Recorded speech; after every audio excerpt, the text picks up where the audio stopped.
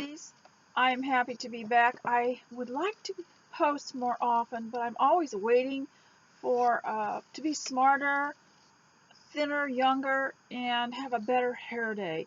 Well, I decided that probably wouldn't happen, and I also am always trying to catch up to something. And today I'm in my sewing room, which is also a little guest room with 2 beds for children and another place to store things. And I'm going to try to do this entire pile of lawn of ironing while I talk to you and look at my list at the same time of the things that I would like to say. So if you have something you need to do, then I would like you not to watch this video, but just to listen to it as you go. You can put it in your pocket, or you can do anything and go where you need to work in your house and do something that you've been putting off, something that's boring, something that's repetitive, something that's a little tedious, which is in every job. And the homemaker especially has got to inspire herself, because it's not a group job, it's a very isolated job. And so this is one of the reasons I am producing these videos. And I hope today that I can inspire you to do homemaking with joy, and with the idea that this is your own private enterprise and you're your own boss, and that you have the freedom to be creative in it. But before you go and start working and not watching me, I wanted to show you my teacup. I want to explain first what I'm wearing today. Came from Walmart, and it's both the t-shirt and the sweater are Time and True brand. I like them because they have a lot of cotton in them, or almost all, sometimes 100% cotton. I wish I could stand back and show you the whole outfit, but I'm wearing a black skirt and boots and socks, all from Walmart. Now, a lot of people turn their nose up at that, but most people who enjoy Walmart like it because the products are new and we don't have to go to Goodwill and sometimes get even a better price than at the thrift store. I will tell you also that I'm Lydia Sherman, and I have a blog, so you cannot comment on the video. I would rather you go over to my blog, leave a comment there, and also my PayPal is there if you wish to leave a little contribution. It's always very helpful and very motivating, and I love your comments because they're where I get my steam. There's where I get my ideas. And today I will show you my teacup. It comes from Home Goods, and it's got a little plaid in it. Remember, I haven't even undone it yet. I told you that I had trouble finding anything plaid, but this is a Christmas plaid, and it's from Grace Fine Porcelain. Now, there are 2 kinds of china that you could get mixed up on. Grace china, a little more lightweight, not so much, doesn't feel so heavy, and it's called Grace Fine Porcelain, and it's brand new. And then there's Gracie china, which is a little bit different. Both sold at Home Goods, Ross, Marshalls, any kind of what do you call a store where they buy up the old merchandise and sell it that's new. And so I'll put a picture of this. Now, the price has gone up. I was a little disappointed. I'm used to paying about $4.50 for these, and I don't buy full sets anymore. I just buy one. And that way my company, my guests, get to choose their teacup, and they know which one they set down, and it's not all alike.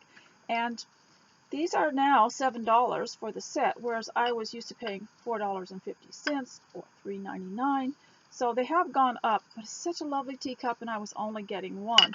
So it's the only one I could figure out in my teacup collection that would go with the outfit that I'm wearing, and it's very nice, isn't it? So now let's go on to what I want to talk about. On these videos, I have been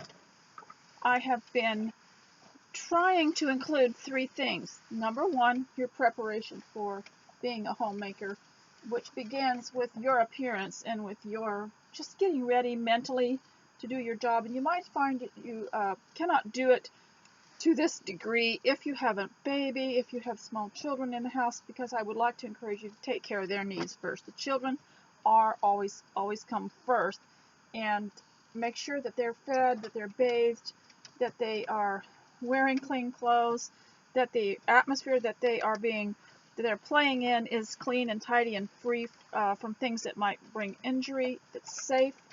And so when you do that, sometimes you have to do things in increments. And even when you don't have children at home, I find myself, I have to do things in increments.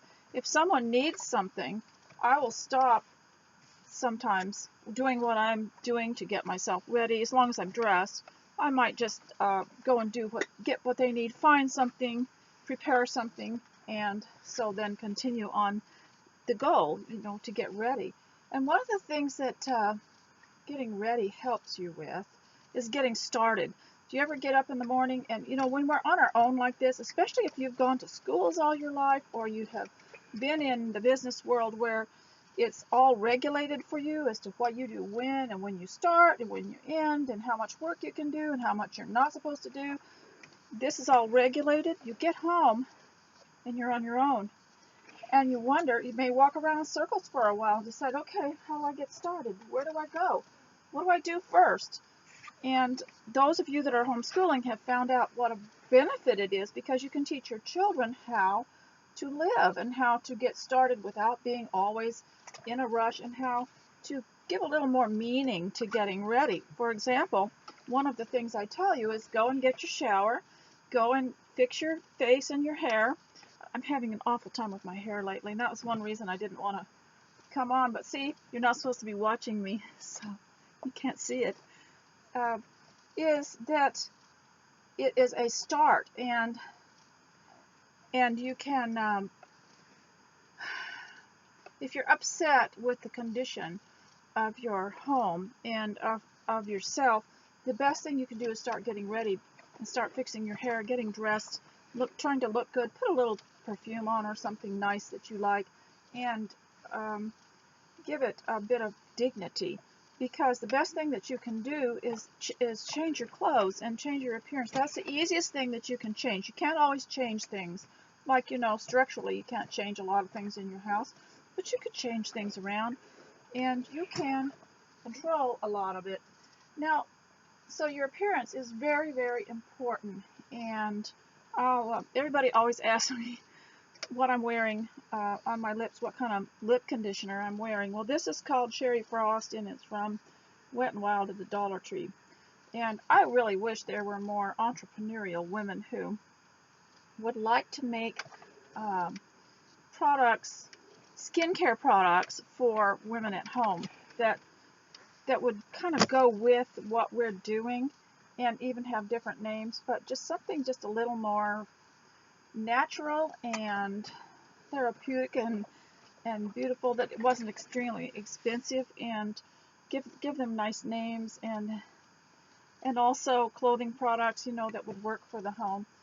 Someone mentioned to me, that I had bought some dresses a few years ago at Walmart that I really liked, and they were the Time and True brand, and they had a 3/4 length sleeve. They had fairly high collar, and they were buttoned down the front. Completely reminded me of the old Laura Ashley dress, and they were a lot like April Cornell.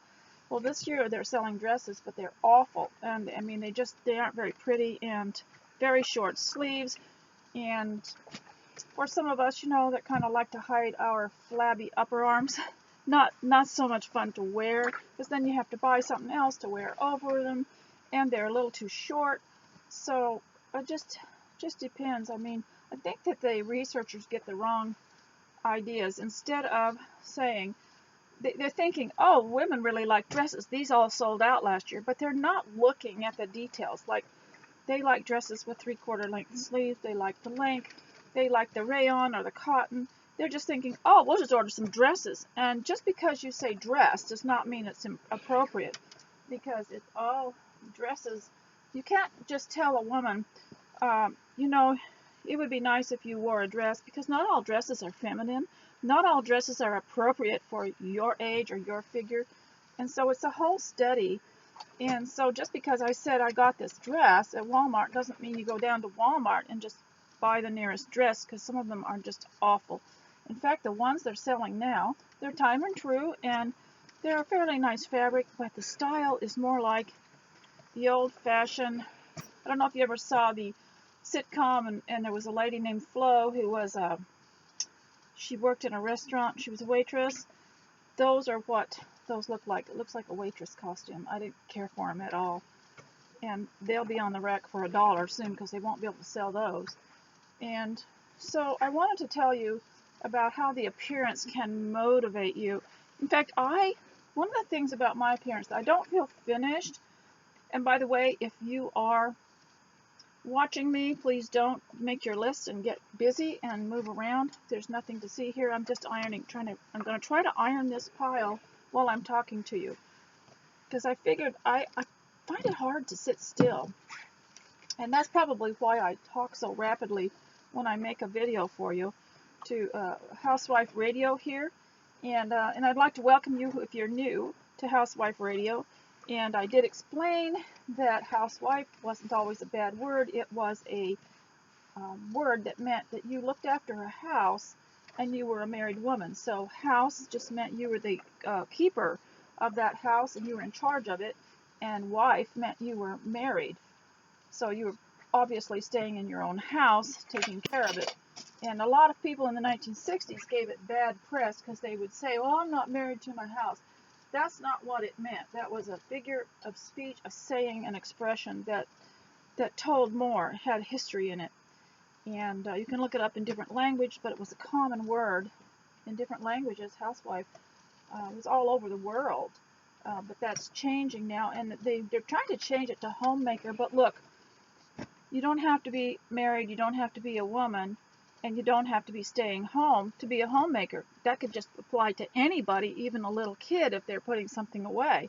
And so I want to move on to more. Now look, I don't edit anything because if I were speaking to you across the table or across the fence, I would not go back and edit it all. You wouldn't be able to do that. So you're going to hear me say and you're going to hear me maybe not pronounce everything quite properly, and maybe make a mistake and have to go back and have to tell you that I meant something else, because this is not that kind of video, and I don't have time to edit anything, and I just don't want to spend an hour sitting there and writing things. And so I want to tell you that you are going to hear it, maybe not quite to perfection, but hopefully your understanding will be clear.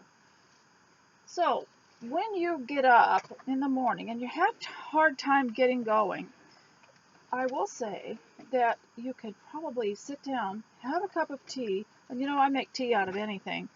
I'll put some berries in a pot, frozen berries in a pot, and make the most delicious tea, and add some honey. And Americans like to put honey in their tea if it's a fruit tea. And I know there are a lot of people that make rules about that, but you can pretty much do what you want. Later on, I will talk to you.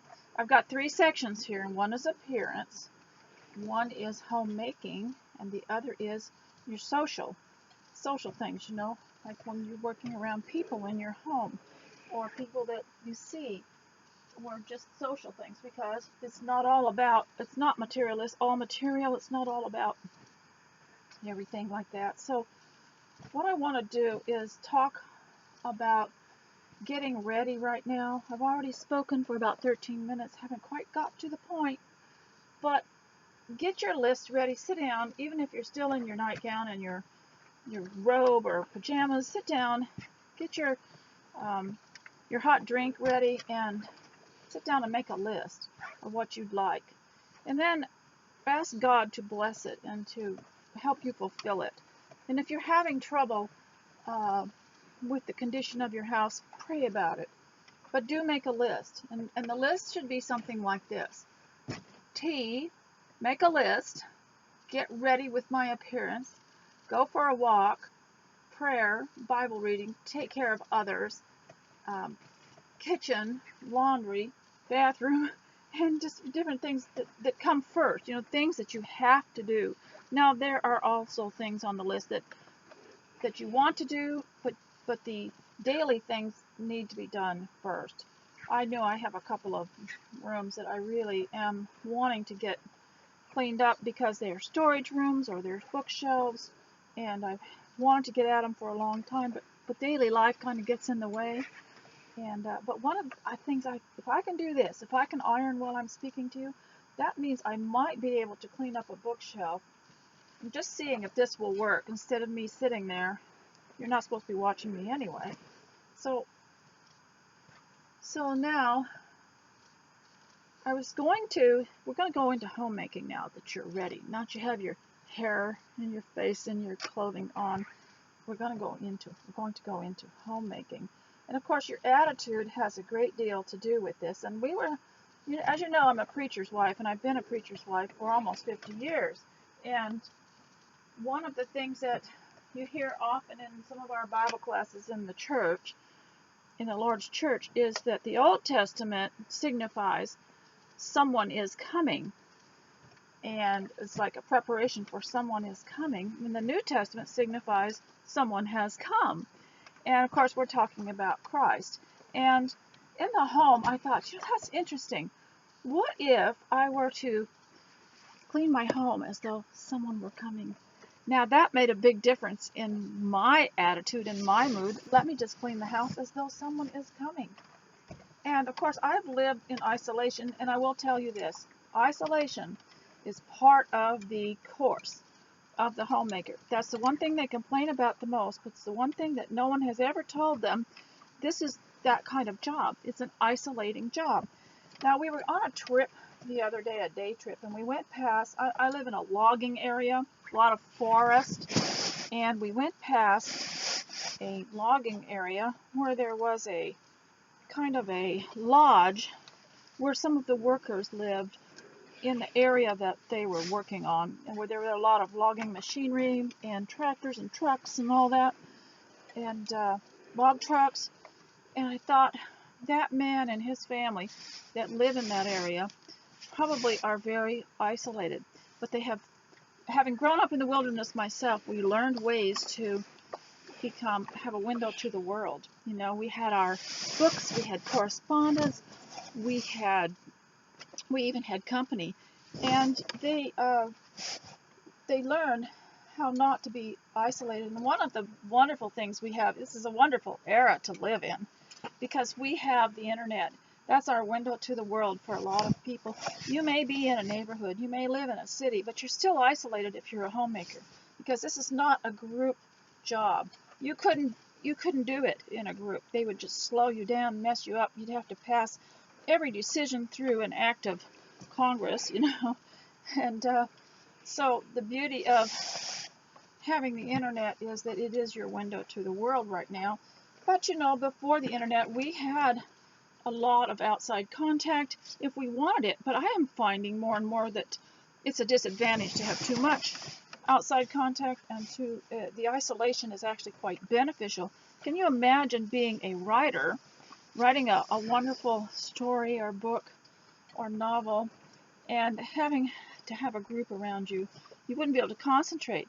What about writing a symphony? You know, how did these people that wrote symphonies concentrate if it was done in a group? Or any kind of endeavor like building something. If you had a huge amount of social life going on around you, it'd be hard to concentrate on any kind of creative thing. Like an artist, you know, how can you paint if you don't have quiet, if you don't have some kind of isolation? So to celebrate isolation, the Apostle Paul was often isolated, and he escaped it through the letters he wrote to many of the churches, which we have on record today.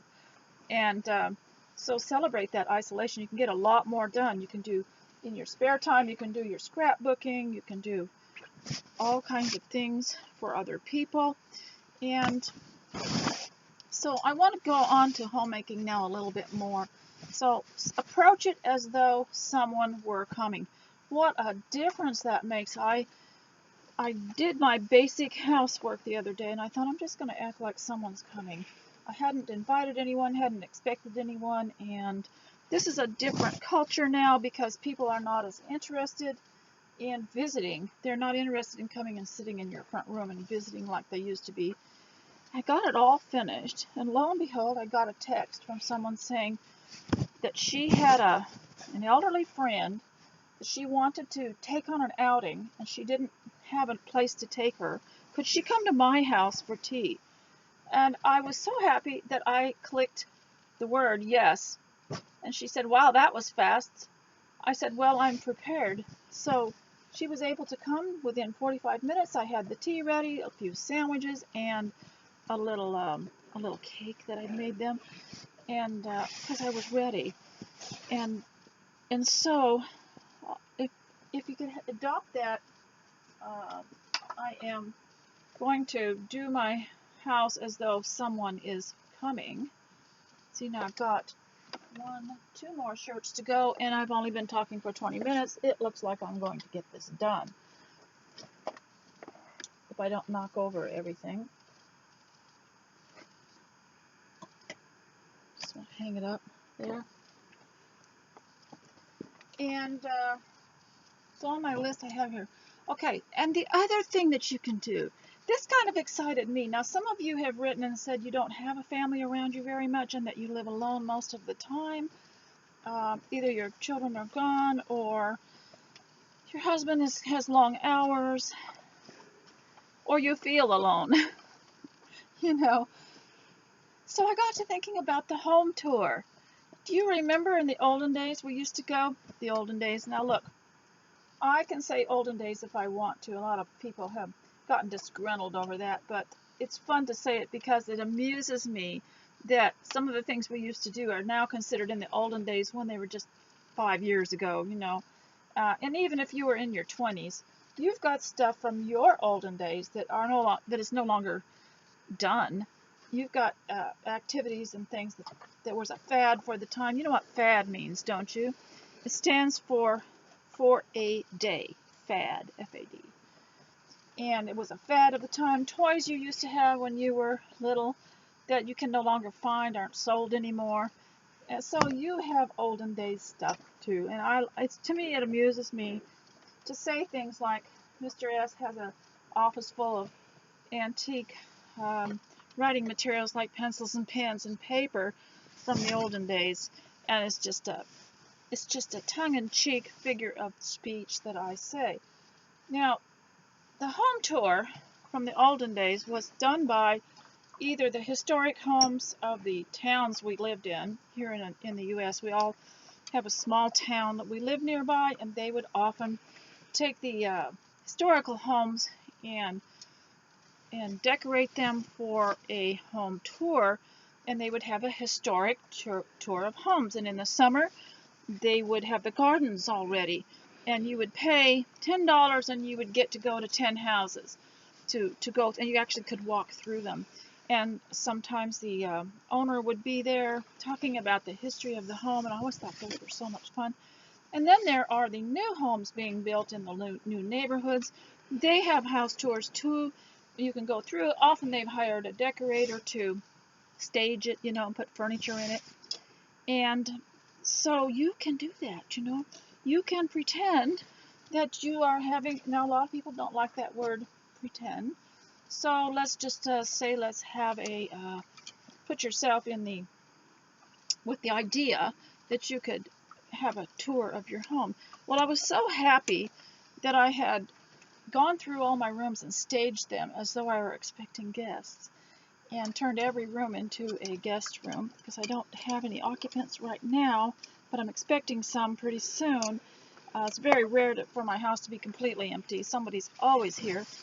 But I was so glad that I had created these rooms, and one of them I had decided, you know, I'm going to make this into a safari room for a young man.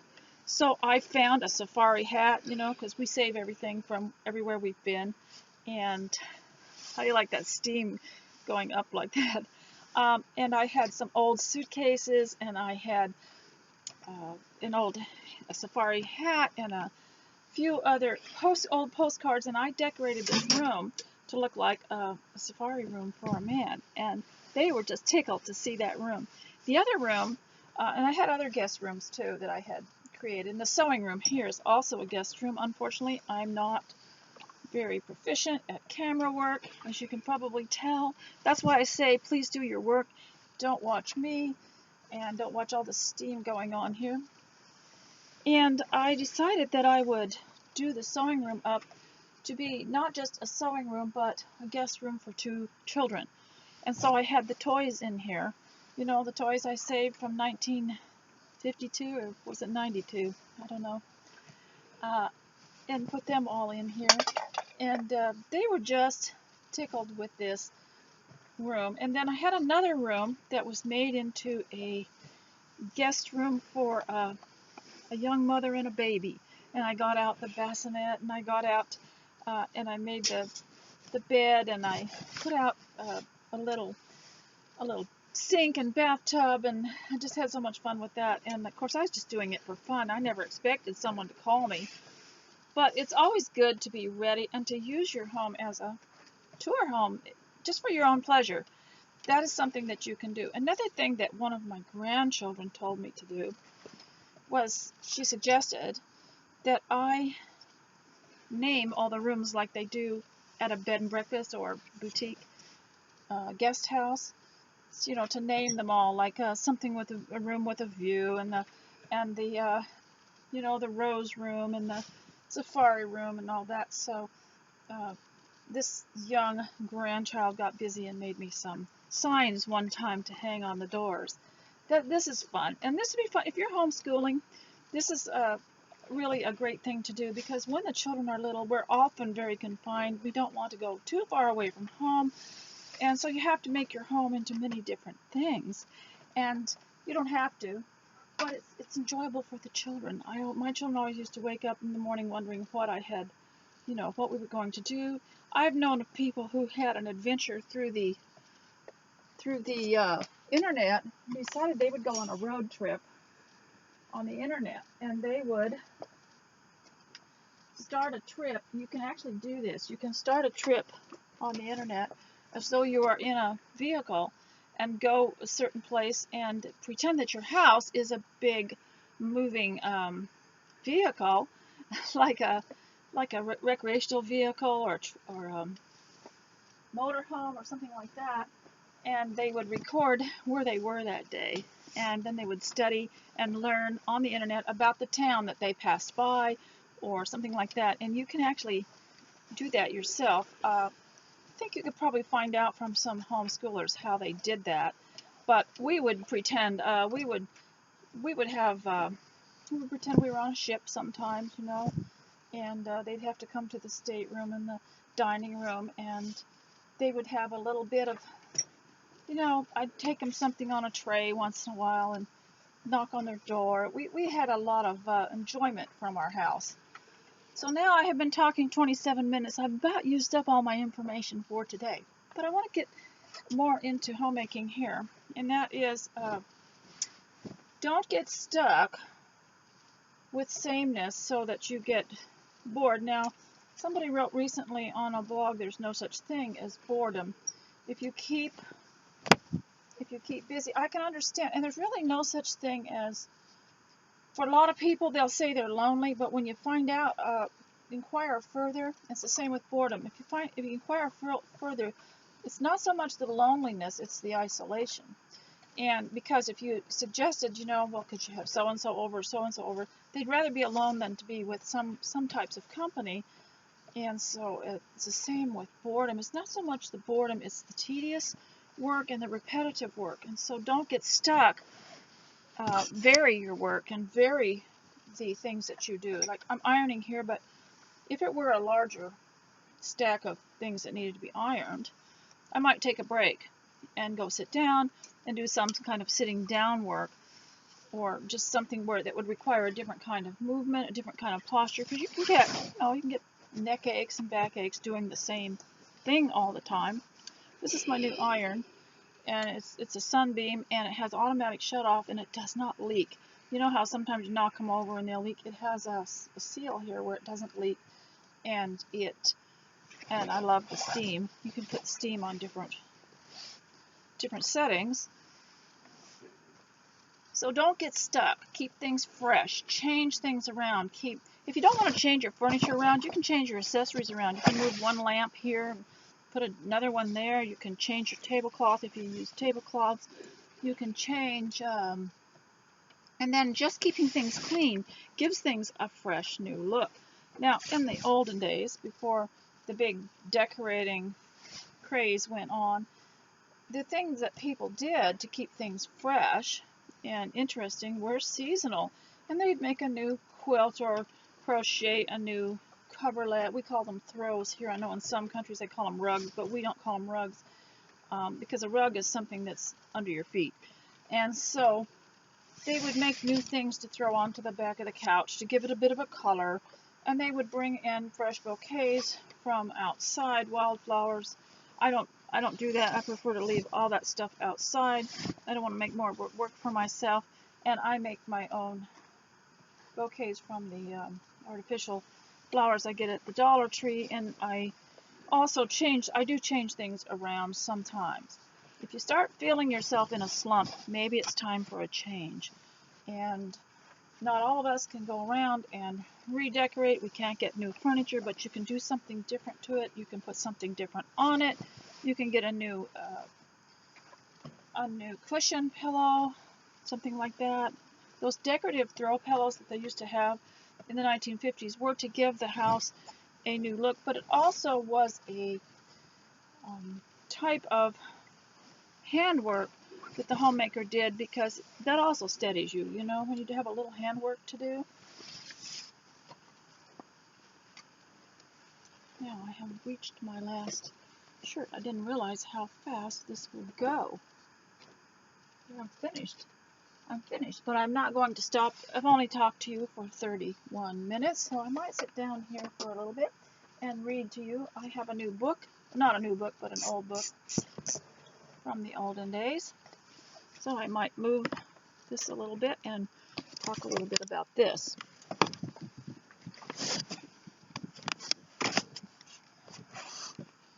I don't know if you noticed my bag up there. It says, so much fabric, so little time. Isn't that the truth? So, anyway, you get to see the back here of that lovely day bed. Back there, the girl's day bed. And my stack all done. It took me 30 minutes to do all that. You know, it seems like I won't come in here because I'm thinking that is just going to take me hours. But while I was talking, it seemed to go a little faster. I don't know if you would notice that. I'm going to get my list down here so I can see it, and we'll continue. So don't get stuck. Keep things fresh. Change things around. And clean. You know, if you don't really want to change things around and you don't want to put a new look on anything, if you just clean it, it's amazing what a difference that makes in the look of your house. And if you are, now my husband, he just wants me to be happy, so whatever it takes, you know, if I want to change things around, or if I want a different color, if I want to paint a wall, you know, that's happy for him. He's happy with me doing that, I guess, as long as I don't interfere too much in what he's doing. So I love names. And so these names of the rooms, that kind of enchanted me, thinking about calling these rooms different names.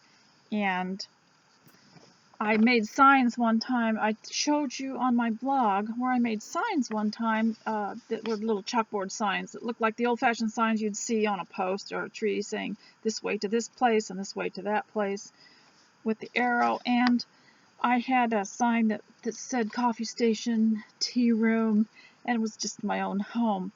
And that's just some of the things that we do that are a little bit lighthearted, and we take our job quite seriously, but not so seriously that it puts a big burden on us. So that's why you have to have a few lighthearted things, I believe. Now, this is all my opinion, and I'm saying it under my freedom of speech. Now, going to social life now. That's everybody's favorite, isn't it? It always takes about a half an hour to talk about that. But I want to show you my book, because my book goes with my sweater, and I love the painting. It's by Johann Baptist Hofner, called The Shepherdess.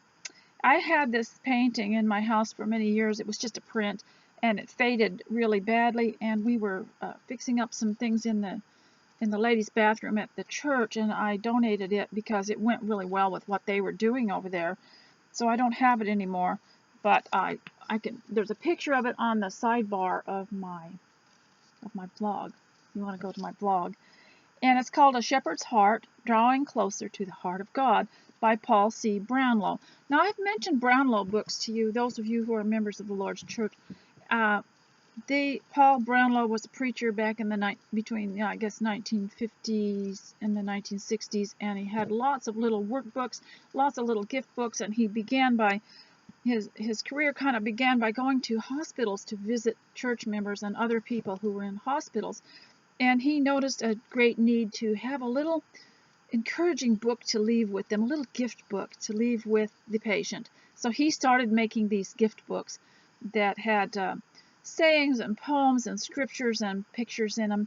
Well, he passed away and his business was taken over by the Brownlow family, and this Paul C. Brownlow is his son, who I believe is also a preacher. It might even be a homeschooler, I'm not sure, but I wanted to read something out of it to you and show you some of the paintings. They used all the paintings they could find that were available from the 1800s.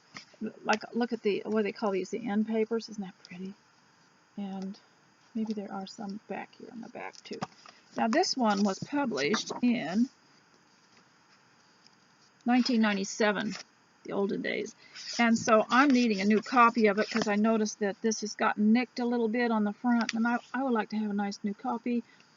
And I might pass this down to one of the grandchildren. It's always nice to have updated material, but there's another painting there. And then in the back of the book they tell what the paintings are and who the painter was. So it's a shepherd's heart drawing closer to God. And so I want to read a little bit to you about it, and just want to show you another painting. I just can't resist these. Aren't they beautiful? I'm in sheep country too. We're in the valley. We have logging up on the hills, and we have sheep galore around here, and they're just beautiful in the pasture. So God's favorite image for himself and us is that of the shepherd and the sheep. You know, as parents and as homemakers, we can be shepherds. We can gently lead and guide and protect the people in our home. The beautiful analogy has lost some of its power today because we know so little about sheep. I did a ladies' Bible class about sheep, and was very interesting about the sheep's need for the shepherd, and there have been a lot of books. In the 80s, a lot of books were written about sheep, which were just wonderful, and I think I've collected some of them. We know more about computer wizards and hockey players than we do sheep. But the more we learn about sheep, how pitiful, completely passive, helpless, and dumb they are, the more fitting and appropriate the metaphor becomes. Now, Mr. S used to be a shepherd in Kansas when he was a teenager. He worked on his uncle's farm, and he would tell me how frustrated they used to make him, how dumb they were, and how hard it was to take care of them. And so while God is the great shepherd and Christ the good shepherd, they never intended to be the only shepherds. As we all know, God planned the leaders be selected as shepherds in every church. However, the task of shepherding and tending sheep was not designed to stop even there. It is my belief that God intended for us all to be shepherds in a way for us all to have a shepherd's heart. When we listen to God's word, we're told to care for each other. This is great if you have little children at home, to be tender and patient and compassionate with them, because they can't function as adults yet. They need your shepherding, your gentle guidance. You know, the New Testament talks about how we should bring our children up in the nurture and admonition of the Lord. And there's not enough of that. I know people like to talk about discipline all the time, but the nurture and the admonition of the Lord, that needs to be emphasized more. When we listen to God's word, we're told to care for each other, be devoted to one another in brotherly love, honor one another above yourselves. Each of you should look not only to his own interests, but also the interests of others. Carry one another's burdens. So when the Apostle Paul tells us to be imitators of God, Ephesians 5:1, he is telling us to imitate a shepherd. to look like shepherds, to act like shepherds, to think like shepherds, to have a shepherd's heart. I want to make sure I'm not going to forget something that I've written on my list here.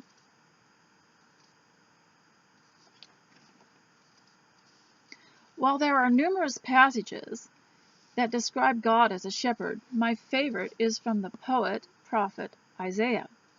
He tends his flock like a shepherd. He gathers his lambs in his arms and carries them close to his heart. He gently leads those that have young. Now, if any of you have heard Handel's Messiah, that Messiah music and the chorus that was done is all God's word. There are no man-made words in that Messiah. So if you can get a copy or listen on the web to the Messiah, there's a little book that came with. We used to have them on CD, and a little booklet came with the words written of each song that was sung. It was very, very brilliant how Handel had turned the words of Isaiah and some psalms into this wonderful music called the Messiah. So if you get a chance to listen to that, it's great to do housework by. And it's not all about the birth of Christ or Christmas. It goes on into the resurrection too. So it's a wonderful masterpiece, the Messiah. If you get a chance to listen to that, go on YouTube and find it. I'll try to leave a link on my blog for that for some of you. It's the most soothing, wonderful. When I first heard it, I had walked into a mall and it was playing at Christmas time, and I thought, what is that music? And I had never heard it before, but it had just recently been published on, you could get it on CDs and everything, whereas before it was very difficult to find it. And so the new technology made it available, and they were playing it in this mall. So I went around asking, what is that music? And someone directed me to a store where I could purchase the CD. So I love this simple picture. It is the story of a shepherd leading his flock to higher ground. Now, I want to show you this picture here because many of the sheep pictures in the winter were painted by a man by Farquharson, Farquharson,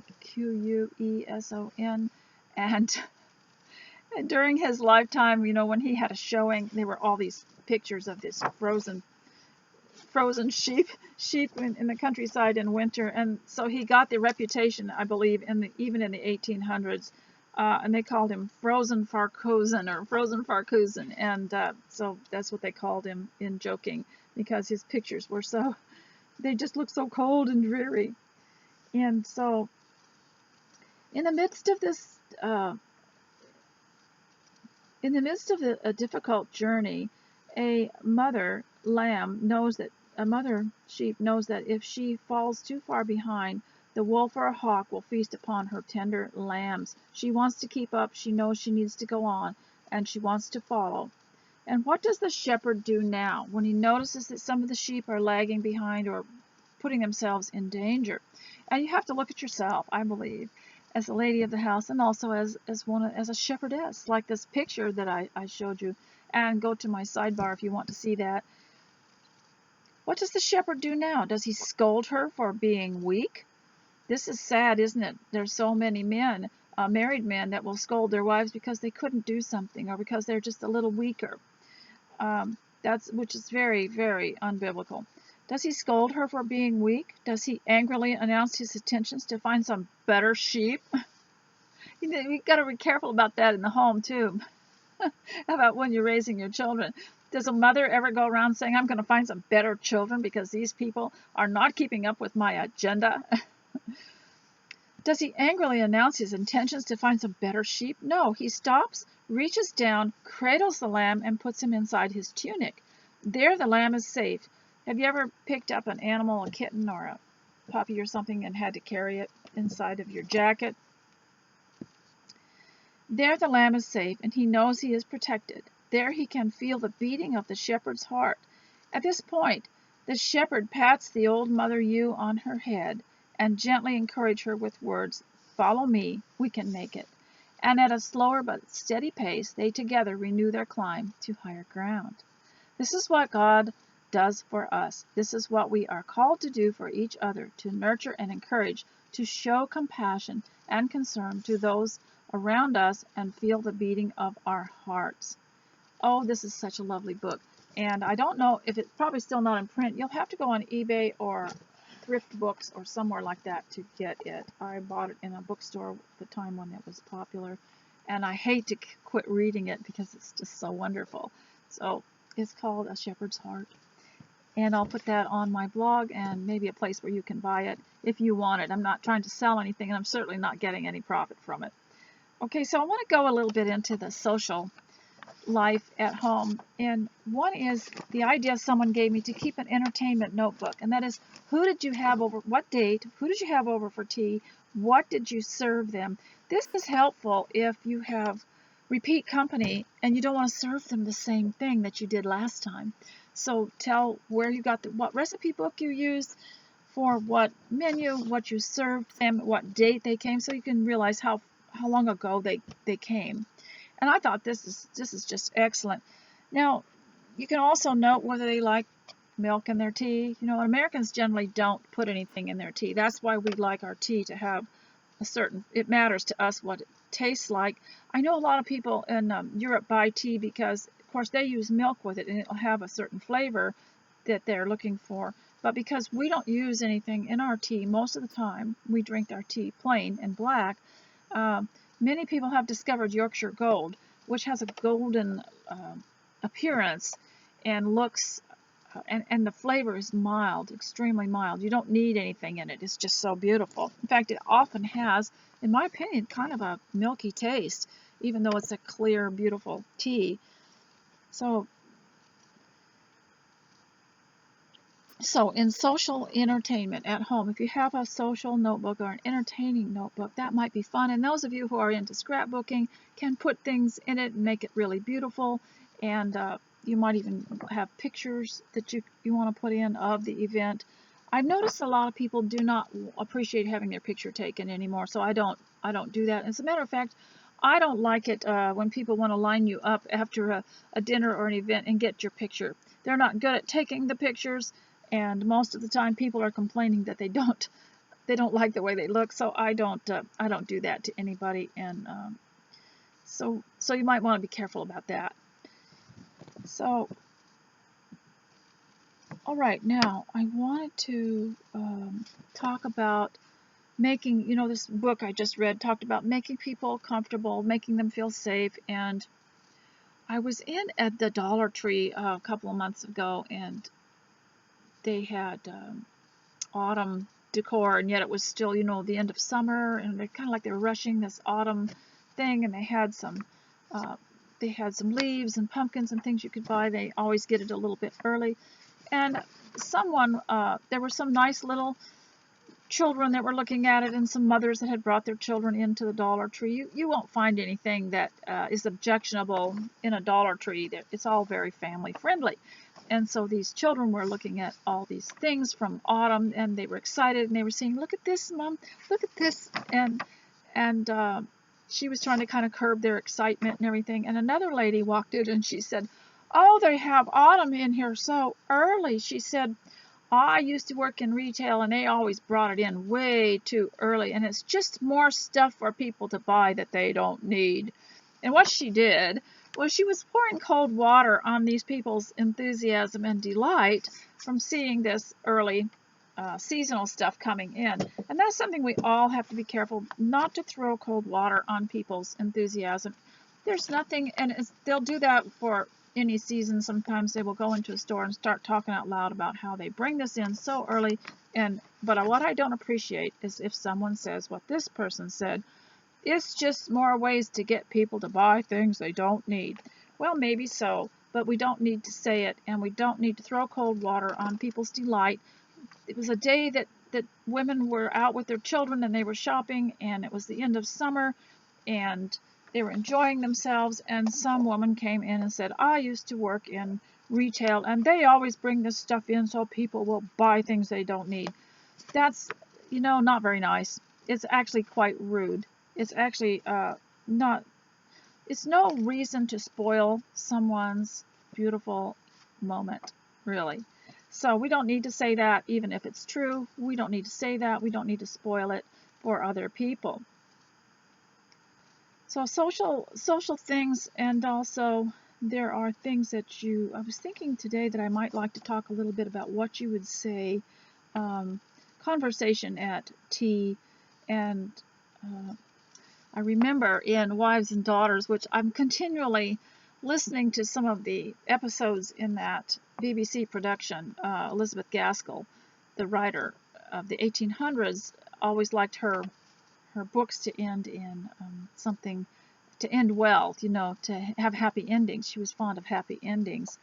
And there was a scene where someone had come to see Cynthia, who was the stepdaughter of the doctor, and Dr. Gibson.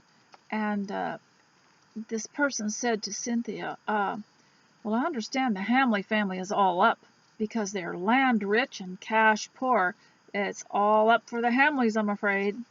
And she got her back up and she said, I happen to believe in the good old Hamley family, that they're going to survive. And I think that we should behave far above the petty gossip of the county. And so this is something that I told you before in a previous video, and I made up a word, villagey. Don't get villagey.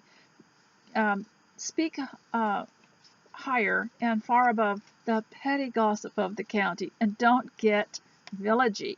Villagey means you're consumed with what everybody else is doing, what the neighbor is doing, what kind of car they got, how much their vacation costs, what kind of where your parents live, and where you're going to retire. We've even had people over the years that would be really, really concerned about where are you going to retire, what, how much money do you have, what are you making, and where can you, and of course if they find out, and I said don't ever tell anybody what your financial situation is. If they find out, then they start looking for places to put you away. So be careful with that. And so don't say cutting things. Don't say things to pour cold water on people. And be careful with compliments. There are some people that are so disagreeable. Now, I don't know if this has happened to you, but I have a broad experience with people, and some people just don't like a compliment. They'll get offended if you say anything like, if they show hospitality to you and you thank them, or you compliment them on the food or something like that, they get very offended. Apparently, in some cultures, you are not supposed to compliment people on certain things. So that's a little bit hard. The only thing you can do, especially here in America and the States, and I did explain each state is different. We have our own accents, we have our own customs, we have our own culture in each state, and the best thing you can do is find out how these people work and what things there are some people you just will not be able to compliment, and you'll be in an area where they don't accept compliments. They don't look at it the same way, and maybe you could leave me a comment about that, because I know that you can't, you have to kind of go with the way people are and not impose certain things. So be careful with compliments. And also, you know what the Bible says, don't cast your pearls before swine, and that is, don't compliment people if they're just going to turn around and eat you alive and lambaste you. Just leave it alone. Some people just don't want to be thanked or complimented. Just leave them alone. And so have ideas beyond the petty gossip of the county. And in your entertaining notebook, you could note some of these things. Does not like to talk about such and such. Better to talk about this person's more interested in this, that sort of thing. And you can have ideas. One of the previous videos I talked about Ethel Cotton's course in conversation that was written in the 1960s, and I showed you the collection of books, and they're still available. Sometimes you can get them on eBay. And she mentioned having a wardrobe of ideas.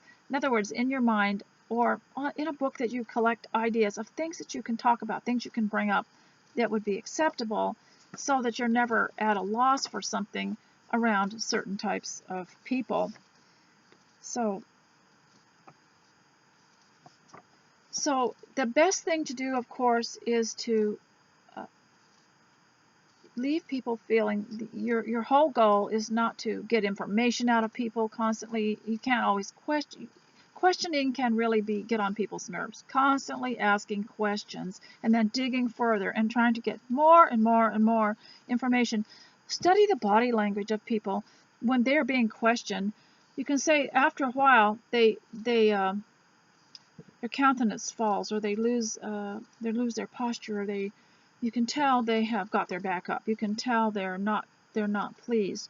And it's not good to wrest information out of people, to wheedle it out of them, because you're stealing, you're taking things from their mind and from their brain and from their lives that they're not wanting to give, and they give it so reluctantly. Maybe they will give you an answer, tell you how much something costs. And it's not even good here. I noticed this, especially with the elderly relatives. They didn't like to give up their recipes sometimes. They wanted to be able to make that pie, and the only one who made that pie. And nobody else could figure out what the secret ingredient was, and it was the best. And so you just left it alone. You didn't try to get the recipe until they passed away, and they handed down their cookbooks. And so just be careful. Things are personal, Don't try to wheedle information out of people. If half of your conversation is questions, that's not good. It's good to question what they're interested in and then maybe delve a little further in that. But personal things, leave it alone. And you'll be happier, they'll be happier, and you'll leave them feeling good. And so that's the whole thing, is that if you can develop an entertainment notebook, and it's like a social notebook, and jot down some things that didn't go well, notice some things that were said that you probably want to avoid the next time. And I also wanted to warn you, I've got about 4 more minutes before I'm going to quit, because I'm trying to make this an hour, is adult peer pressure. I don't know if you know what this is, but some of you that went to public school know about peer pressure, where you can be made to, where they'll shame you into not wearing something, or not doing something, or saying something that kind of make you conform by just the social pressure, by just saying something. Well, homemakers can have that happen to them too, through any kind of social contact. And after someone has been to your house, or you have been somewhere, or you've had people around you and they have mentioned something that, why are you wearing that? That can stick in your head, and you'll go around thinking, maybe I shouldn't wear that. Or, why are you serving this?